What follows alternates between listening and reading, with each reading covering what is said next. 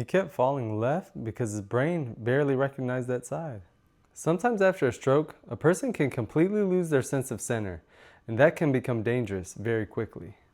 I recently sat a new stroke patient up at the edge of the bed, and he immediately started pushing himself to his weaker side.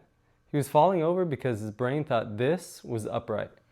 The problem was he didn't realize he was off balance. To him, that position actually felt normal. This is something called pusher syndrome.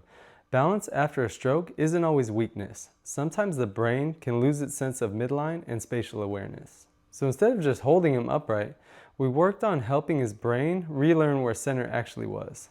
One of the ways we did that was through weight bearing and elbow propping through the affected arm. This gives the brain sensory input and helps improve awareness of midline.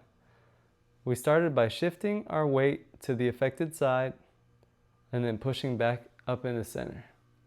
Then we repeated to the other side.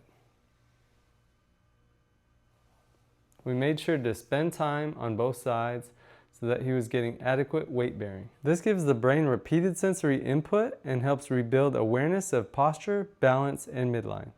At the beginning of the session, he couldn't even sit at the edge of the bed without falling over. But by the end of the session, he was sitting upright, maintaining his balance, and he was even able to transfer over to the chair. Not because I was lifting him, but because he was finally finding his center again.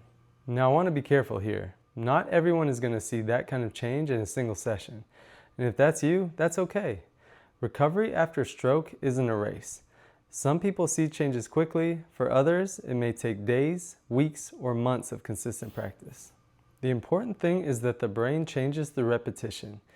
Every time you practice the right movement, you're giving your brain another opportunity to learn. Another major issue was left-sided visual neglect. His brain wasn't fully paying attention to the left side of his body or environment. So even when he was leaning or falling left, he often didn't realize it. That's one reason why stroke survivors can bump into objects, ignore one side, or struggle to find center. So throughout my treatments with him, I kept cueing him to visually scan to the left side and combine that with weight shifting and elbow propping. The goal was to reconnect visual awareness with body awareness. One of the activities I had him do was to prop up on his left elbow while sitting at the edge of the mat. Then I placed several cones to his left side and asked him to reach for them with his right hand and hand them to me. This might seem simple, but there was a lot going on during this exercise. First, he had to weight bear through his affected left arm and trunk. Second, he had to visually scan to his left side in order to locate the cones. And third, he had to reach over across his body and return to center. So with a single activity, we were working on weight bearing, trunk control, visual attention, and midline awareness. The goal wasn't just to pick up cones. The goal was to help the brain relearn that the left side still exists and that it could safely use it. As he became more aware of that left side, his sitting balance improved, his posture improved, and he became more stable at the edge of the mat. So if you're working on your balance and it doesn't improve overnight, don't give up. Keep showing up, keep practicing, and keep challenging your brain. Because progress isn't always fast, but progress is still progress.